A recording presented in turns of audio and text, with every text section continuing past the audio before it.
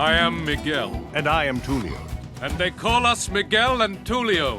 This is our language. This is how we back and forth. Because this is Miguel. And this is Tulio. You don't worry enough. I don't, and you worry too much. I worry exactly the right amount. Don't push your luck with this guy.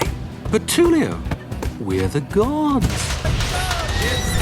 Different couples, different friendships, different families have different rules of engagement, and you have to find the rhythm and the cadence and the language that works best for you. And that's what these two have. It's one of the markers of their lasting friendship. You know that little voice that people have that tells them to quit when they're ahead? You don't have one. If we're feeling especially sensitive or that there's distance between us, we're more prone to be hurt. We're more prone to take things personally. Well, we look for ways that, they're trying to hurt me. And you know what? They got there. Because these guys always get there, and they're gonna always work through their issues in the 4 more movies that now only exist in my brain. Now that was an adventure. Yes, it was.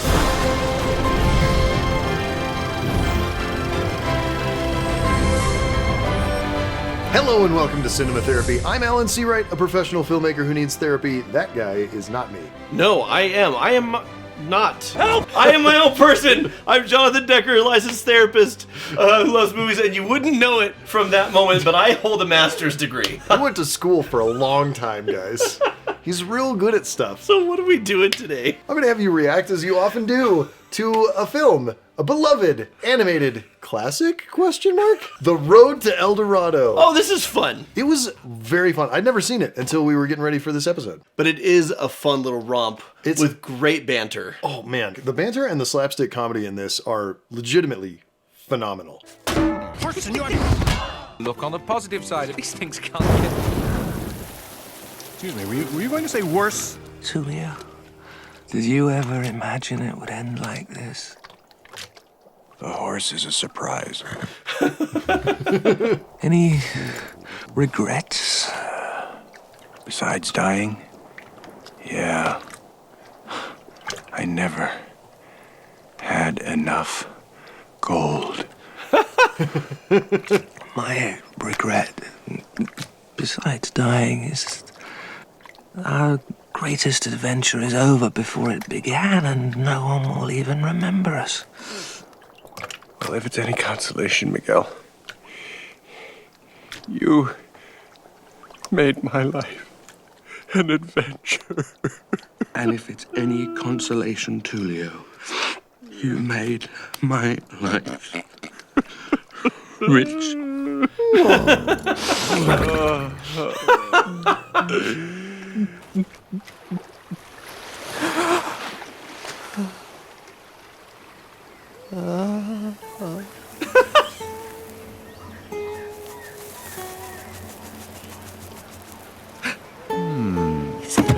It is.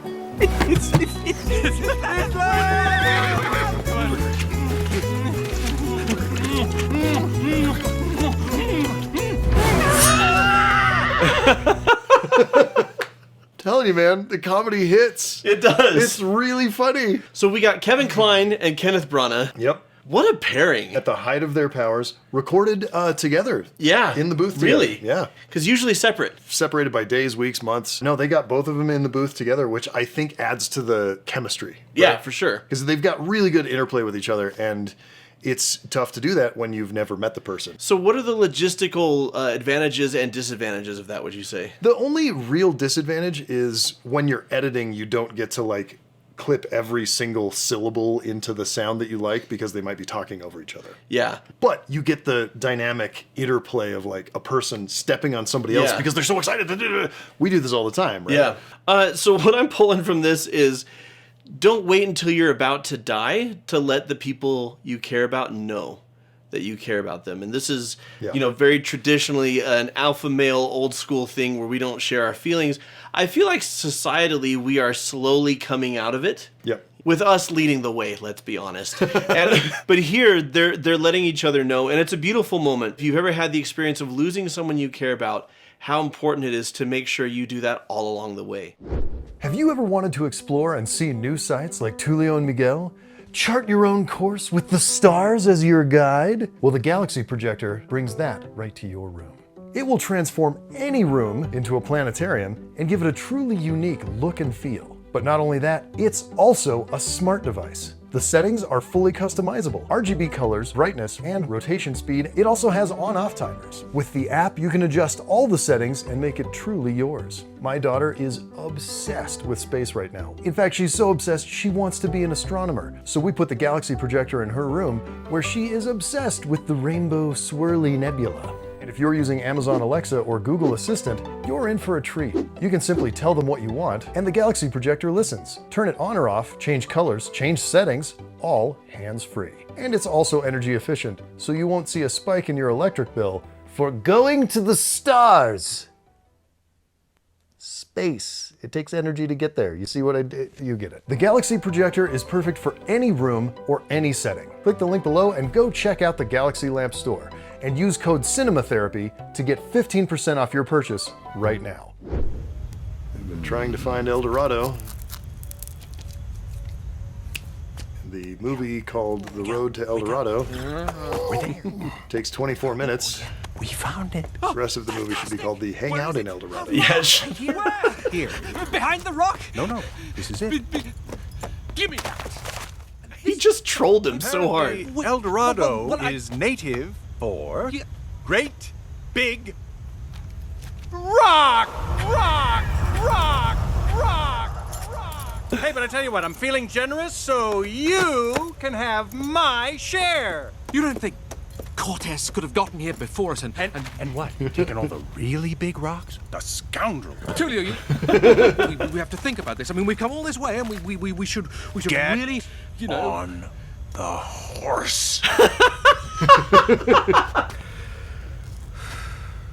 No, not with the face. Stop. I do think you're Tulio and I'm Miguel. Really? Miguel's the blonde one, right? Yeah. Yeah. Because Tulio's far more sarcastic. That's true. And Miguel is far more wide-eyed and optimistic and just throws himself headlong into things without thinking about it and drags his friend along for the ride. And I do regret that I don't have enough gold. Just that Tulio would wake Miguel up like it's Christmas morning, Just to troll him. all excited, knowing he's going to turn on him and throw it in his face, is such a college roommate thing to do. In fact, I'm pretty sure you did this to me one time when I set you up with a girl. And you came back from the date, and I'm like, how was it? And you're like, well, and I'm like, and then you're like, it was a dumpster fire. What were you thinking? That is actually accurate. I remember the date was bad. What's really sweet to me about Miguel is he knows he's just been trolled. And instead of getting offended and defensive, he just like moves on because this is our language. This is how we back and forth, and I'm not even bothered by it anymore. And you know what? If you have someone that you know loves and respects you, they can give you all sorts of crap and you won't take it personally. It's only when you feel disrespected and unloved that registers as offensive or cruel or hurtful. We definitely have that dynamic. You can tease me about things that I'm like, well, I know it's Alan and I know he loves me, so I'm not going to get offended. That if somebody else would, I would get so mad. The number of times you have like come after me about my relationship with my mom that have not ended up on the show. Like, you would think this man hates me. No, But it's so funny every time. that's why I do it. Because it makes you laugh. I don't have a dog in that fight. I know. Like, I don't care. We just have to keep this up long enough to load up on the gold and then get the hell out of here. Tulio, we'll be living like kings. Miguel and Tulio. Tulio and Miguel, mighty and powerful gods. Depart, mortal, before we strike you with a lightning bolt. Beware the wrath of the gods. Be gone. Save it for the high priest, honey. You're gonna need it. Miguel, it's not working. Miguel, we've been caught. Oh, no, don't worry about me, boys. My only wish is to serve the gods. Remember? So, scam artists, and I think their one code is that we won't scam each other. Yeah. We've got each other's back. And you do see that in a lot of friendships. It's the code. Like, you look after the man you're with, right? You look after the person in your group. How much of Miguel's, things that he was doing do you think is animators just watching the tapes of what was happening in the sound booth versus creating it after the fact? That's a question I had, because most of the time you have a ton of work already done. You've storyboarded, to the nth degree. You know exactly what the character's going to be doing in every scene, and you tell the actor. Yeah. In this case, because the two of them are together, I assume they riffed a little bit and played off of each other, and that very much feels like a thing that Kenneth Branagh was just kind of doing on the day, and the directors were like, put that in the movie. Yeah. It's just like showed the tape to the animators and like, Miguel it up a little bit, but do that. Both is good. Now, a big part of healthy friendship is sharing triumphs together. I Yeah. wouldn't necessarily advocate scamming an entire city of people as a triumph worth celebrating. But hey, if that's your gig. No, listen, stop. No? No. Oh. No, don't scam an entire town full of people. Miguel, how are we going to keep this up for 3 days? You worry too much. No, I worry exactly the right amount. You can never worry too much. We just have to lie low. But, Tulio, this place is amazing. I mean, I wonder what's... We have a record scratch. Julio, You're moving. Just Hey! Come on. Honestly, that's what they should have done with all of the music in this movie. Oh, gosh. Just stand there. For 3 days? Little shakes before he falls. Exactly. For 3 days. Don't even breathe. All right? So one worries too much. We lie low. One doesn't worry at all. Promise? Yeah. All right. Part of a healthy partnership or relationship is meeting in the middle. Because usually what happens is we react and respond to each other, and then we start to drift in reaction. I see this a lot in family therapy with parents. One parent is too lenient, so the other goes more strict. And then in response to this one being seen as too strict, this one goes even more lenient to cut the kid some slack. And because of this one extends even further out. Sure. And so it's all about saying, okay, what's a healthy balance? We do have different personalities. I am never going to be as vigilant as you are, Tulio, because you're a very vigilant person. Oh, I thought that was you just talking to me. No. Because this is Miguel. What? And this is don't- Tulio. You don't worry enough. I don't, and you worry too much. I worry exactly the right amount. Oh, sure. but say, listen, I could worry more so you could worry less, for example, right? Yeah. And that's how we alleviate the stress. And I do feel like, in all honesty, I mean, we're accurately describing some of our dynamic, but I also feel like over time we have done what we're talking about. Oh, we very much Yeah. met more in the middle, yeah. Yeah. Which reminds me of our Mrs. Doubtfire episode. We talk about this dynamic of drifting apart and responding reactively to each other. Yeah, but like pre-divorce, they're like Yeah. pulling further and further apart. Yeah. Excuse me. Miguel Excuse not me? following Tulio's advice. Hey, where is everybody? But they've been cleared from the streets, my lord, so the city can be cleansed, as you ordered. Cleansed? Yes, so the age of the jaguar can begin, as you ordered, my lord. Hey, stop that. It's, it's the PG version of an ethnic cleansing. Doing? Stop that. But, my lord, anyone who disobeys your orders must be punished, as you ordered. Or just, Seems I've been giving a a lot of totalitarian, orders, haven't I? whatever. Yeah. Tekal Khan has made your commands clear, my lord. Really? Here's an order. Take the day off. Are you all right? Here. Oh no, it's all right. Please.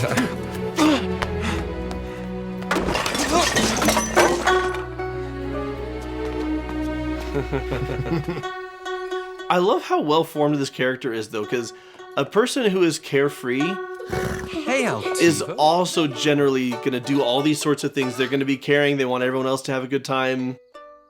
They don't. Who cares about order? Let's have fun. Yeah. And they're all. It's a relationship-oriented extrovert personality type. I call it the dreamer personality, and he's totally got this. Hey, Alan, the music's starting. Oh. Hey! Wonder why I cut out just then. Oh my gosh, that's so sad. It's a not memorable song. For what it's worth, that was actually one of the better songs in the show. I was going to say, I don't think the music, especially this song I liked, I don't think the music is bad as much as unnecessary and unmemorable. It's unnecessary, unmemorable, and a bunch of it doesn't really forward the story. Yeah. So it's just like, okay, take a break for a musical number now, and that's just boring, and it slows everything down. This is you're very much a dreamer, healer personality, right? You want to bring people together, you want to have fun with them, you want them to feel great. Yeah. You don't want them to be persecuted and maybe executed. Yeah, I don't. Was that political? Wow, what a humanitarian. I can definitively say that I do not want that. In case there was any question about where I stand. He's not pro-human sacrifice. He's anti-human sacrifice, guys. Well, I do relate a lot to Miguel because he's a dreamer and he's a healer. So he's fun-loving and he has big ideas, doesn't always have a plan for executing them, or his plans aren't really thought out. That's the balance, right? But he's really fun-loving and lovable. And he's all about how can I make people feel safe and how can people feel comfortable and at home. And it's just warm. But also as a healer, he can be overly sensitive or more prone to getting his feelings hurt. And now you will, of course, wish to have the losing team sacrifice to your glory.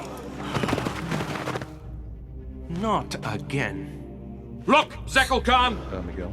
Forget the sacrifices! Miguel. We don't want any sacrifices. But all of the sacred writings say that you will devour the wicked and the unrighteous. Well, I don't see anyone here who fits that description. Well, as speaker for the gods, it would be my privilege to point them out. The gods are speaking for themselves now. This city and these people have no need for you anymore. There will be no sacrifices. Not now, not ever. Get out.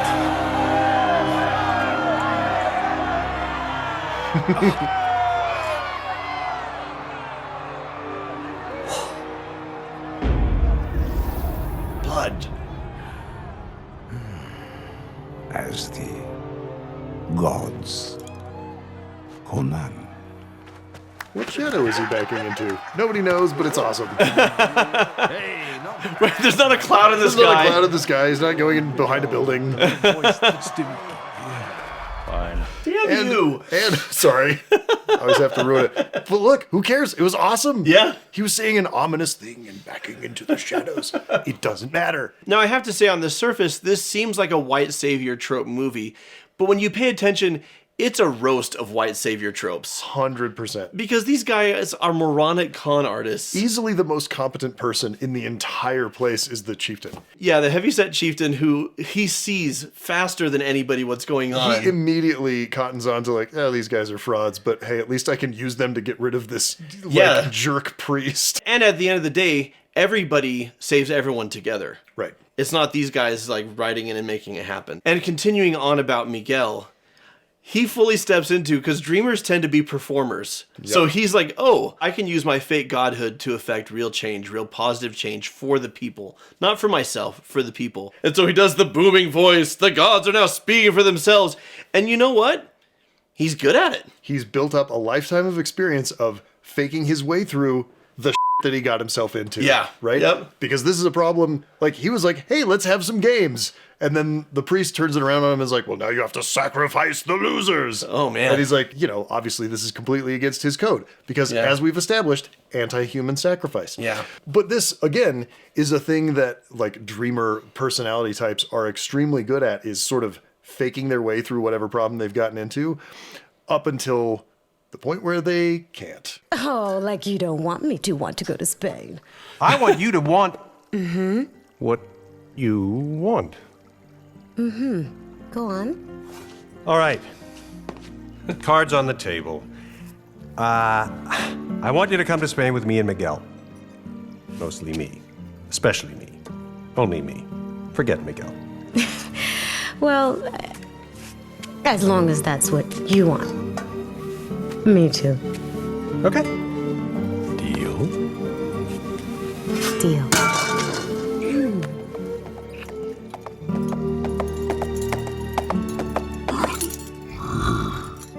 Forget Miguel. I don't know what the horse is seeing. Well, But it's not a kiss. That's not kissing. You are so right. It's just a burden being right all the time. Tulio letting the walls down, saying, I want you to come to Spain with me and Miguel. Well, mostly me. Okay, only me. Forget Miguel. He's not actually saying, forget my friend, screw him, I don't care about him. Right. He's saying, I want you to come for me, I want there to be an us. And he's just being kind of cheeky about it. Honestly, I think it's a bit of a reach for Miguel to leap to the conclusion that it was anything but that. Sure. This is not someone he's just meeting. He knows Tulio, he knows how he speaks, and he knows his sense of humor and his style of wordplay. It does create a bit of contrived drama that Miguel takes this so to heart. I will say, though, that this is not the only thing that's happened, right? Because Miguel has expressed already, hey, I want to stay here. Yeah. Like, I really like it here. We're doing better here than we've ever done anywhere else. And Tulio's like, no, that's dumb. This is a further wedge, driving the wedge that already wedged into more of a wedge. Yeah. It's like... It's a triple wedge. It's no longer acute. Yeah, It's listen. like obtuse. The bark is not split, it is obliterated. I get it. I'm here for you, pal. I'm going to help you through this metaphor you're trying to... I butchered it. If we're feeling especially sensitive or that there's distance between us, we're more prone to be hurt. We're more prone to take things personally. Well, we look for ways that, they're trying to hurt me, right? Right. Yeah. And, this is yet another time where, as a relationship therapist, I would encourage people just to talk instead of avoiding, assuming, and then just drifting apart. Unfortunately, I can't criticize the writers for taking the characters here because people tend to do the latter instead of the former all the time. They do. And this brings to mind the word pride has a couple of connotations. There's a positive side of that. I'm proud of you, or pride in your heritage, pride of who you are. But there's a nasty underbelly or an ugly side of pride, which is I'm unteachable. I'm closed. I'm not humble. I'm not accountable. In the case of Tetzel Khan, he cannot learn and grow past his own religious dogma. To see and appreciate the life and the people around him. In the case of our protagonists, their pride, because they go into a whole tiff off of this. Mm-hmm. And they get really huffy and pissy with each other, and they make little jabs, and then, Tulio at first doesn't know what Miguel's upset about, and then pretty soon he doesn't care. He just knows he's being mistreated, so he starts jabbing back. And that wedge you were talking about, or those 3 wedges, that was belabored. Really Fair. really come between them. And I don't see a positive function of pride in that sense. I only see it as a stumbling block. And if I had these two in my office for like buddy therapy, because, couples aren't the only people who get therapy. It's all relationship therapy. I'd say, guys, okay, first of all, let's clear the air. Miguel, please tell Tulio what you overheard and how it landed for you, what it sounded like to you. And ask him, is that what he meant? What was he going for? And give him a chance to explain himself and to be accountable. And if Tulio was getting defensive, I would call him on that. Keep that in check. Engage in some perspective taking. Mm-hmm. Put yourself in Miguel's shoes. If you had overheard him with a woman saying, forget Tulio, what conclusions would you draw or how would you feel? And if it's not the same as what he's feeling, can you at least see why he feels the way he does? Right. Generally speaking, in relationships of goodwill, where there's not years of built-up resentment and anger, with that conversation, it's a pretty quick fix. Most people arrive at, oh, I'm really sorry, that's not what I meant, and I love you, you're my best friend, and I want you with me, right? Yep. And because these two don't have years of piled-up resentment, it's a pretty quick fix if we have that conversation. I know what you are. Well, here's a quick fix. Fighting for your life. Gods! The way they designed and animated this, zealot. You lied to me? Is so great. You lied to me? And this is what they did at the beginning of the movie. This is a bit that they did. Dare you! Hey, it was his stupid plan. What? Oh. My plan was that we should lie low. But your plan was to run off and be all, oh, look at me, I'm a god. It's like a peacock mob. Who are you kidding? You're buying your own con. At least I'm not dating mine. Listen, Mr. High and Mighty, we'd both be sailing out of here with a mountain of gold if you had just listened to me. I love the animation of Tetzel Khan as he listens. Precious gold and shell. So They're going to tear them apart from the inside. Maybe I don't need you anymore. Well, then why don't you just go back to Spain and I'll stay here and we'll both get what we want? Fine with me, pal. Fine with me too. Fine. Okay. All right. Again, Tie him up. it's a fake fight.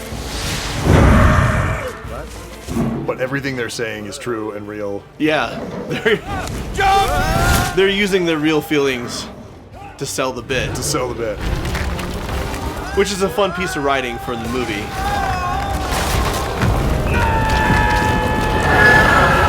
Man, DreamWorks with the sound design. Beefy. We have the meat. Listen, here's the thing. I do think that the principles of family therapy, relationship therapy can help us to resolve our conflicts, generally speaking, in the healthiest, most supportive, most straightforward manner. Sure.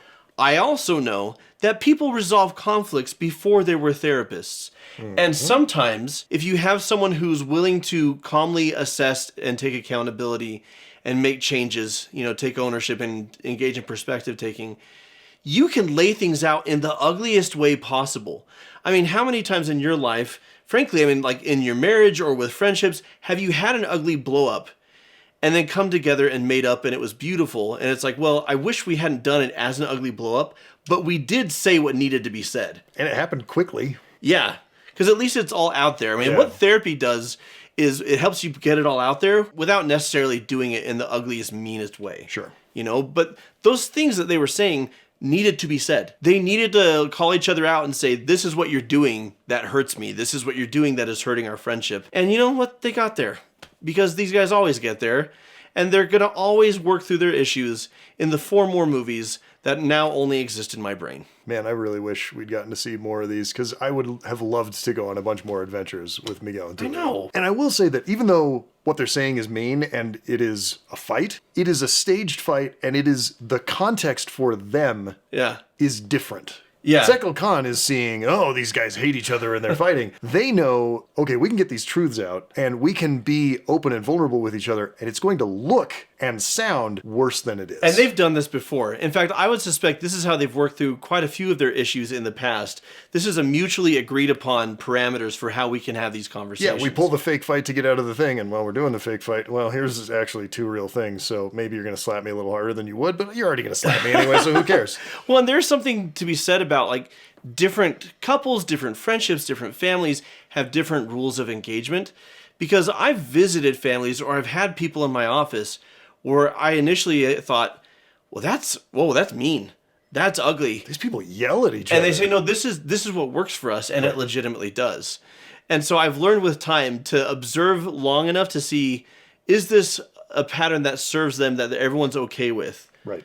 Because what is hurtful to one person is just airing grievances to another. And you have to find the rhythm and the cadence and the language that works best for you. And that's what these two have. It's one of the markers of their lasting friendship. So until next time. Did you ever think that it would end like this? The horse is a surprise. And watch movies. Shout out and thank you to our patrons over on Patreon who get extended commercial-free director's cuts. Folks like Kyra C., Willow, Taylor Garrett, Resh, and the Cheska Effect. That's very cool. That is, I want to know what the Cheska Effect is, and I want it to be a thriller from the 90s. Thank you, patrons.